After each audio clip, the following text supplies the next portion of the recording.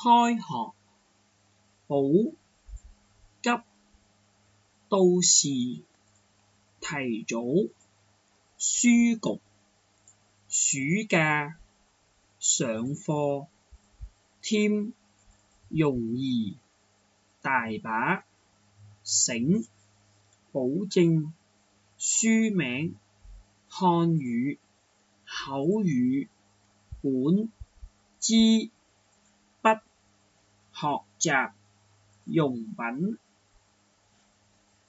就嚟開學啦，你買齊晒啲書簿未？未啊，不過到開學嗰日仲有2個星期，唔使咁急啊。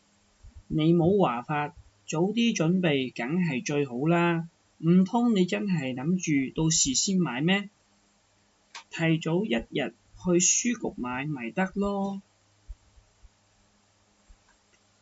放完暑假又要返學啦。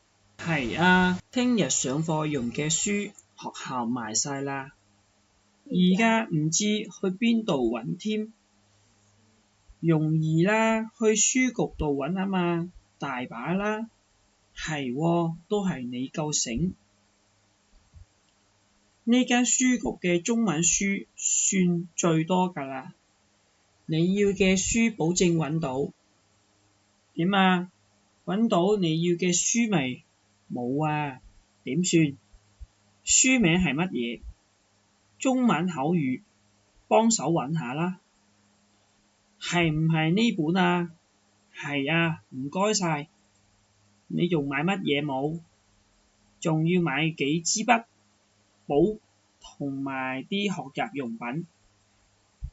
每年開學嘅時候，好多學生都鍾意去書局度買學習用品。我嘅細佬今年上2年級，要買好多嘢，筆、簿、書，全部要買新。而家嘅書局賣嘅嘢真係多，有國內出產嘅，亦有外國嘅，價錢都好多。